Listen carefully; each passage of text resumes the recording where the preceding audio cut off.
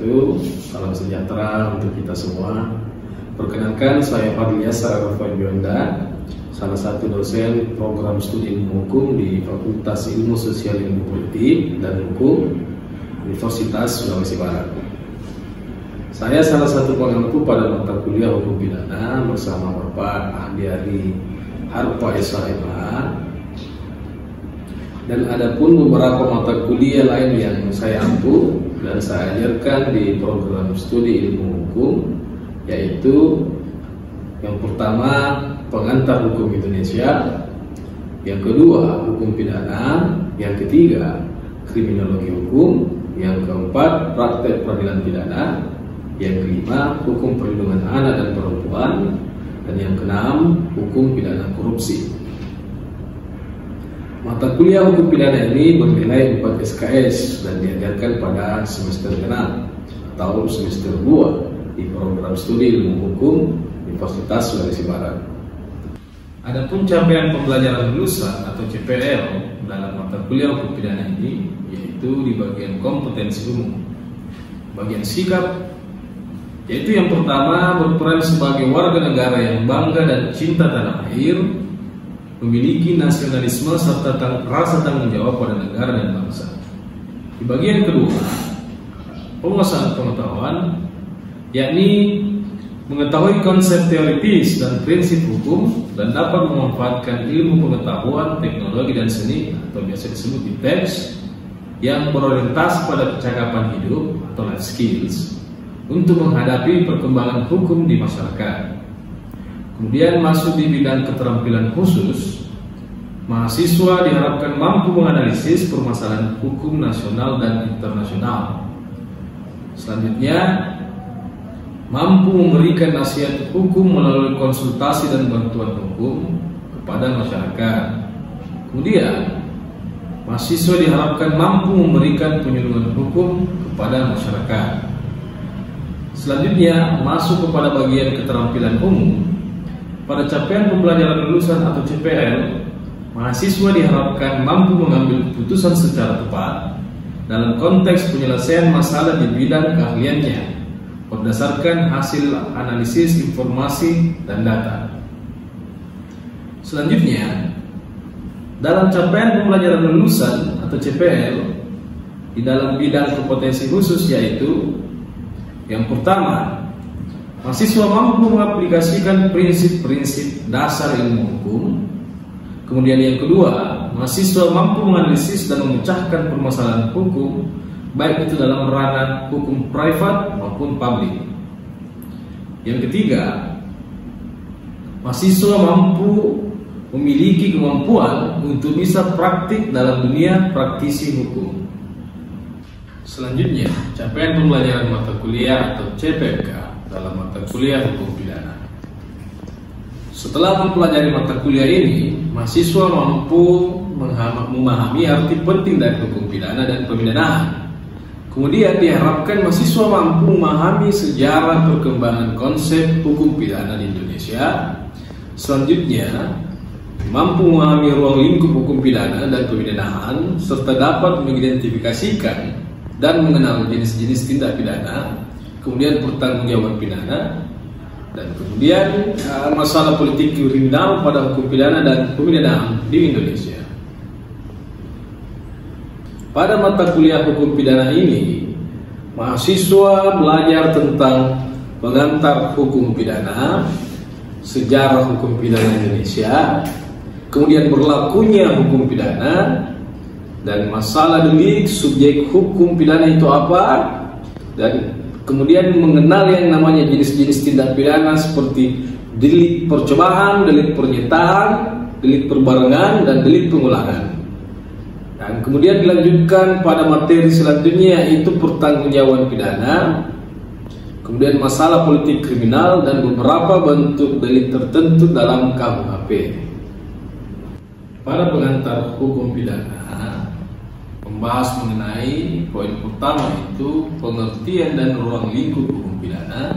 Poin kedua membahas tentang hakikat, sifat, dan tujuan fungsi hukum pidana. Kemudian pada poin ketiga membahas permasalahan hubungan hukum pidana dengan ilmu-ilmu lainnya. Masuk kepada bagian kedua, itu membahas tentang permasalahan sejarah hukum pidana di Indonesia, yang mana meliputi sejarah kodifikasi hukum pidana Indonesia, sejarah unifikasi dan dualisme hukum pidana Indonesia. Kemudian masuk kepada subbahasan yang ketiga terkait berlakunya hukum pidana, yang mana memuat poin pertama locus dan tempus delictinya, kemudian poin kedua dari segi waktu dan dari segi tempat. Kemudian selanjutnya membahas tentang masalah delik. Adapun yang dibahas dalam masalah delik itu poin pertama delik dan unsur-unsurnya, kemudian yang kedua jenis-jenis delik, kemudian yang ketiga teori hubungan kasualitas, yang keempat sifat melawan hukum, dan selanjutnya membahas tentang subjek hukum pidana. Siapa yang merupakan subjek hukum pidana? Delik dengan perumusan formil dan material, delik yang memiliki unsur kedudukan atau kualitas. Nah, selanjutnya membahas tentang pertanggungjawaban pidana, antara lain definisi pertanggungjawaban pidana, kemudian kesalahan menurut hukum pidana, kemudian bentuk-bentuk kesalahan, teori-teori tentang kesengajaan, teori-teori tentang kealpaan. Nah, di dalam mengajarkan mata kuliah hukum pidana ini, saya menggunakan metode DIA, yaitu Delivery, Interaction, and Assessment. Delivery itu sendiri mengenai referensi atau pustaka yang digunakan dalam menempuh mata kuliah ini. Adapun daftar pustaka atau referensi atau buku-buku yang saya gunakan dalam mata kuliah hukum pidana ini, yaitu bersumber dari buku yang pertama dari buku Prof. Andi Hamzah, yang kedua buku dari Lanintang, yang ketiga buku dari Andi Zainal Abidin Farid, yang keempat Mulyatno, yang kelima Barda Nawawi, yang keenam Sudarto. Selanjutnya mengenai interaction. Interaction yang dimaksud di sini yaitu pada saat ada interaksi antara mahasiswa dan dosen, dalam artian secara diskusi tanya jawab terbuka di dalam kelas. Saya sering menggunakan metode-metode seperti ini, di mana saya memberikan kesempatan kepada mahasiswa untuk kemudian memberikan feedback atau tanya jawab di dalam kelas. Selanjutnya metode terkait dengan assessment atau penilaian. Penilaian yang kami maksud di sini adalah ketika kami secara tim teaching mengajarkan, kami mempunyai kesepakatan antara para dosen dengan menilai keaktifan mahasiswa dalam kelas, kemudian memberikan tugas individu atau kelompok, lanjut kemudian menilai kehadiran mahasiswa dan juga menilai ujian tengah semester atau mid, serta ujian akhir semester atau UAS. Mata kuliah hukum pidana ini disajikan dalam 16 kali pertemuan, di mana submateri pada pertemuan pertama yaitu pembukaan mata kuliah dengan menjelaskan rencana pembelajaran semester, kontrak perkuliahan, serta pengantar hukum pidana di Indonesia. Selanjutnya, pada materi kedua atau pada pertemuan kedua, materi-materi yang akan diampu atau disajikan kepada mahasiswa yaitu meliputi tentang sejarah hukum pidana Indonesia, sejarah kodifikasi hukum pidana Indonesia, dan selanjutnya unifikasi dan dualisme dari hukum pidana Indonesia. Demikian gambaran mengenai mata kuliah hukum pidana yang saya ajarkan. Berikut kegiatan mengajar saya di dalam kelas dalam mata kuliah hukum pidana. Assalamualaikum warahmatullahi wabarakatuh.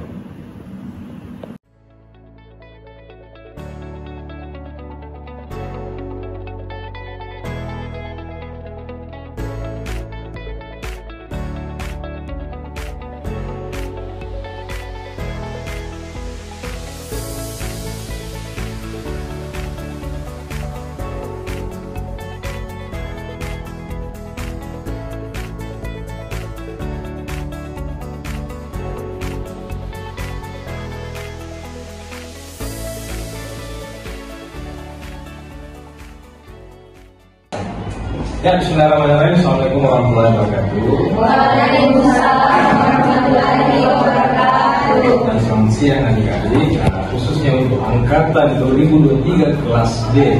Ya. Jadi pada pertemuan kali ini pada sesi 9 kita akan membahas tentang permasalahan pertanggungjawaban pidana. Ya. Kemudian kita selama ini belajar tentang pidana itu ada asas-asas yang perlu kita ketahui. Asas-asas tersebut sangat penting yang dimana itu ada pada buku 1 dalam KUHP. Buku 2 dan buku 3 itu mengenai kejahatan dan pelanggaran, ya kan? Tapi sebelum kita melangkah ke buku 2 dan buku 3, yang paling penting itu adalah buku 1. Disitulah yang paling penting kita sebagai ada hukum untuk mempelajari hukum pidana. Kita harus mengerti tentang apa itu asas-asas. Nah, pertanggungjawaban di sini itu merupakan salah satu asas-asas juga yang ada dalam hukum pidana, ya. Itu kita berbicara tentang 2 elemen penting. Apa itu? Yang pertama, kemampuan bertanggung jawab. Yang kedua, kesalahan, atau dalam istilah bahasa Belandanya dia sering disebut schuld. Ya. Jadi ada 2 elemen penting. Kita berbicara tentang pertanggungjawaban pidana. Yang pertama itu kemampuan bertanggung jawab, yang kedua adalah kesalahan. Jadi apa itu kemampuan bertanggung jawab? Jadi saya mengambil pendapat para ahli. Jadi ada 2 ilmuwan. Saya mengambil 2 ilmuwan. Yang pertama itu Van Hammel, yang kedua Simons. Saya mengambil Van Hammel, dia berpendapat bahwa pertanggungjawaban pidana adalah suatu keadaan normal psikis dan kemahiran yang membawa 3 macam kemampuan. Apa itu kemampuannya? Yang pertama, mampu untuk dapat mengerti makna serta akibat sungguh-sungguh dari perbuatan sendiri. Apa artinya? Artinya bahwa ketika ada orang yang melakukan perbuatan pidana, tindak pidana, dia mengerti, dia menyadari bahwa ini adalah perbuatan yang salah, bahwa saya akan melakukan perbuatan ini, jadi saya harus menginsafi, saya mengerti perbuatan yang saya lakukan. Nah, itu kemampuan yang pertama. Kemudian kemampuan yang kedua adalah jadi kalau adik-adik pernah belajar tentang hukum pidana, artinya pada pertemuan sebelumnya, kalau kita belajar tentang tindak pidana, ada namanya unsur-unsur tindak pidana. Jadi kalau kita menguraikan unsur-unsur tindak pidana, ada namanya unsur objektif dan unsur subjektif. Nah, kalau berbicara tentang kesalahan, jadi unsur subjektifnya yang kita bahas, ya, tentang kesalahan. Kemudian kesalahan itu dibagi 2. Yang pertama kesalahan yang disengaja atau sering disebut tulus. Kemudian yang kedua apa? Kesalahan yang disengaja. Apa yang dimaksud dengan kesalahan yang disengaja? Ada yang tahu? Ada yang tahu deh kesalahan yang disengaja?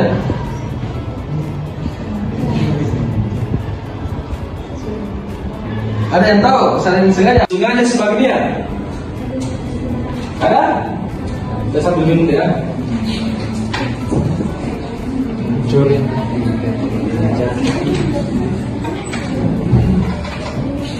Sengaja sebagainya. Artinya begini, sengaja sebagainya itu pelaku mengetahui, kembali lagi, dia mengetahui, dia menghendaki, dia berniat, dia merencanakan untuk melakukan tindak pidana. Apa contohnya? Contohnya misalnya si Fadil mau membunuh si Jun, dia menembak, mati. Itu tujuannya tercapai. Apa yang tercapai? Pembunuhan. Apa yang maksud dengan sengaja sebagainya? Dia mempersiapkan senjatanya. Jadi paling gampang dibuktikan pembuktiannya dalam hukum pidana itu ini sebenarnya sengaja sebagainya, karena yang kita lihat itu adalah akibatnya dengan rencananya.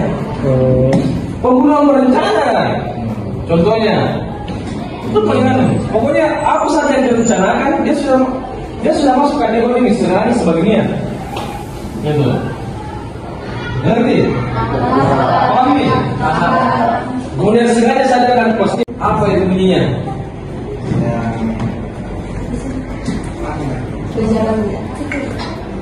Coba buka dulu KUHP-nya. Barang siapa melakukan perbuatan melaksanakan perintah jabatan kuasa yang tidak berpidana. Perbuatan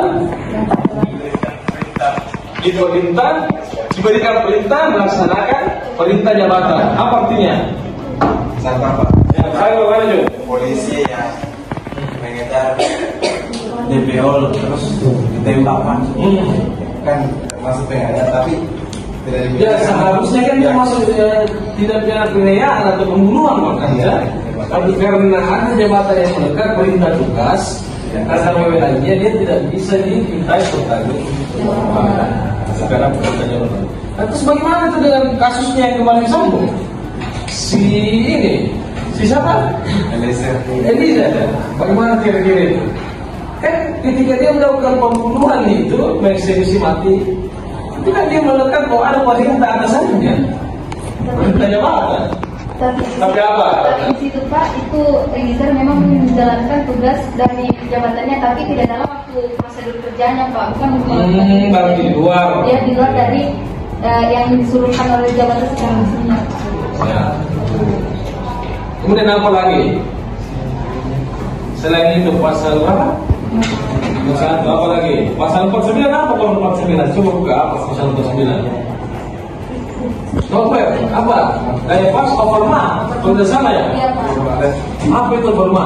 Harta, apa itu bahasa persilaan? Apa?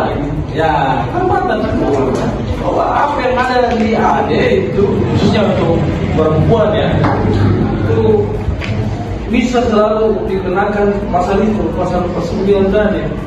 Ketika ada orang yang kurang ajar, apa tuh? Misalnya tiba-tiba ada kita pakai begini, tidak bersalah. Tidak dikenakan gitu ya, karena apa? Pembelaan terpaksa gitu. Tapi jelas itu alasannya apa? Nah, jangan sampai kita juga tempel dengan orang tiba-tiba itu tidak pidana itu bos. Sebenarnya itu kalau begitu, ya. Yang kemudian apa lagi? Ini kan dari ada yang namanya pembelaan terpaksa, ada juga daya paksa. Kira-kira apa yang membedakan? Apa persamaannya? Kalau berbicara tentang pembelaan terpaksa itu selalu menyangkut tentang kehormatan, kesusilaan, harga benda, ya, apalagi satu ini. Tapi kalau daya paksa selalu berbicara tentang apa pengaruhnya apa pengaruh dari perbuatan yang disadari. Yang bagaimana contohnya tadi, kelalaian yang disadari. Jujur, Kira-kira yang tidak disadari. kelalaian yang disadari. Apa itu kelalaian yang disadari? Misalkan naik mobil remnya belum, Apa dulu? yang rem bis. Bagaimana? Maksudnya bagaimana skenario dulu? Jangan sampai kalau sengaja jadi. Kalau melawan ini dia bisa kelalaian. Dia tahu bahwa sebenarnya tidak boleh, dia langgar. Kelalaian disadari, artinya kelalaian yang apa? Yang disadari. Jadi kelalaian disadari itu adalah perbuatan si pelaku ketika sadar bahwa ketika dia tidak berbuat itu maka akan terjadi suatu perbuatan pidana. Itu juga yang kelalaian yang tidak disadari sama kebalikannya. Tapi kalau contohnya kelalaian yang tidak disadari itu adalah misalnya ya, kita lihat di depan jalan itu ada ibu hamil 9 bulan, hobi melahirkan. Kan gitu, biasanya gitu orang Indonesia takut. Janganlah, jangan sampai ada bapaknya kita yang dikena. Karena sebaliknya tidak, justru Anda tidak menolong si ibu, Anda yang dikena karena melakukan pembiaran. Masa 531 KUHP. Boleh. Atau misalnya ada orang kecelakaan, mobil mati kasihan. Istilahnya, ini sakaratul maut ini. Tapi Anda cuma foto-foto jadi kalau tahu orang Anda seperti itu delegasi ini karena memang kita itu orang Indonesia lebih cenderung ragu gitu. Jangan sampai ada bapaknya malah kita yang dikena, ya kan? Padahal sebenarnya tidak. Justru ketika Anda tidak melakukan apa-apa itu Anda sudah melakukan tidak ada juga pembiaran pasal 531. Coba Anda buka 351. Kalau tidak salah ya, intinya itu dekat-dekat situ. Itu. Terangkap di Kebupat ya, misalkan masuk terangkap baru, tapi yang terkena manusia Pak. Kan misalkan mengakibatkan luka berat, bisa masuk ke Kebupat ya. Itu dia masuk di sini, kelalaian yang disadari. Itu. Karena dia tahu ketika dia pasang ini, ya mungkin saja orang manusia yang masuk. Kecuali kalau ada tanda di dalamnya, atau ada tanda di depan, tidak boleh diinjak. Itu bukan. Jadi kalau yang dimaksud dengan kesalahan yang tidak sengaja itu adalah perbuatan si pelaku. Dia tidak melihat masa depan. Dia tidak mengira-ngira atau istilahnya sembrono dalam perbuatan tindak pidana. Contohnya, salah satu contohnya misalnya rumahnya Ahmad di tengah jalan ada tempat putar, kemudian itu. Ada kemarin contoh Pak. Bagaimana contohnya? Kemarin ada melakukan di pengrusakan Pak rumah kaca karena tidak bisa masuk melalui pintu Pak, akhirnya itu kaca rumah yang dipecahkan, seharusnya kan bisa masuk dalam pengrusakan ya Pak, tapi kan ada di dalam anak-anak Pak, jadi daya paksanya itu dipecahkan itu kaca supaya bisa masuk supaya cepat menolong. Iya Pak. Jadi ada hal objek yang memang harus disampingkan sebagai daya paksa, tidak boleh terpaksa. Jadi sampai di sini pertanggungjawaban pidana materinya. Jadi mungkin ada yang mau bertanya, silakan. Siapa? Reski Febrian. Oh saya kira Reski Febrian. Punya itu bos. Tidak ada masalah. Mantap. Itu apa deh? Terima kasih kepada Bapak telah mempersilahkan saya bertanya. Yang saya pertanyakan, kan tadi Bapak menjelaskan mengenai di dalam pasal 362 unsur objektif dan unsur subjektif, yang dimana tadi Bapak menjelaskan contoh si Rizal tadi dia serta begitu, dan dia kan contohnya Pak baru 3 hari Rizal belajar naik motor, baru dia ingin membonceng ceweknya. Ya. Nah tiba-tiba ada seorang tukang bubur ditabrak, udah meninggal. Nah, ya, Pak. Nah, kemudian apakah si Rizal dapat apa namanya? Dapat dipidana, kan ada pasal. Nah, kemudian apakah Rizal dapat membela dirinya? Kan itu tidak sengaja. Iya. Sekian, terima kasih. Baik. Satu lagi? Ya, silakan. Siapa namanya? Mutiara. Oke, silakan Mutiara. Kesalahan yang disengaja. Jadi Pak, apakah ada contoh dari kesengajaan dengan kesadaran dan kepastian? Maksudnya, mana lagi? Apakah ada contoh kesengajaan dengan kesadaran dan kepastian? Contohnya. Oke. Satu lagi deh. Silakan Rizal. Saya bertanya mengenai sebab-sebab orang yang melakukan tindak pidana tetapi tidak dapat dihukum. Seperti apa kriteria orang yang tidak mampu bertanggung jawab dari pasal 44 KUHP? Oke, baik. Jadi luar biasa ya. Sudah 3 pertanyaan. Kalau mau itu lama lebih cantik. Cukup saja 3. Apa tadi pertanyaannya? Intinya yang jelas, apakah Rizal bisa membela dirinya? Nah, yang namanya bahwa ada yang namanya dalam hukum pidana tiadanya kesalahan, tiadanya pertanggungjawab pidana tanpa kesalahan. Jadi jelas Rizal melakukan kesalahan walaupun tidak disengaja. Hanya saja apabila pertanyaannya ketika bisakah Rizal membela dirinya? Tentu bisa. Ya. Itu ada yang namanya dalam kitab undang hukum acara pidana di pasal 184 kalau tidak salah, seorang tersangka atau terdakwa berhak memberikan jawaban atas kelakuannya, atas perbuatannya. Artinya dia bisa membela dirinya dengan meminta kuasa hukum atau kalau biasa itu kayak Imam Faris. Itu deh, begitu. Ya, satu lagi tadi. Biar permasalahan tentang kesengajaan dengan kesadaran dan kepastian. Apa contohnya? Contohnya misalnya begini, ada besi saya dapat ini, jengkel ke Samarinda, jengkel sekali saya Samarinda. Mungkin ada saya dapat besi itu saya pakai pukul kepalanya. Itu contohnya dari kesengajaan, kesadaran dan kepastian. Dia menyadari bahwa ketika saya pukul kepalanya Rijal, antara dua, geger otak atau meninggal. Kepastiannya di mana? Itu tadi, apakah dia meninggal atau geger otak. Tapi dia tahu bahwa ketika dia memukul kepalanya, pecah kepalanya. Tapi perbedaannya dengan kesengajaan dengan niat adalah saya tidak meniatkan terlebih dahulu.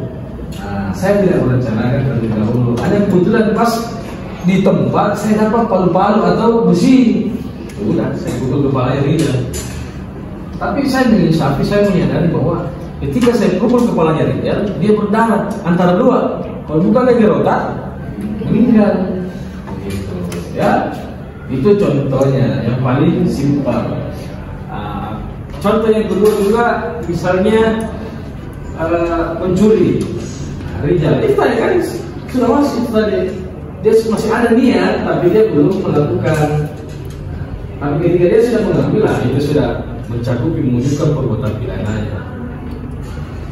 Kemudian yang ketiga, apa tadi pertanyaannya? Rijal, apa kriteria orang yang tidak mampu bertanggung jawab?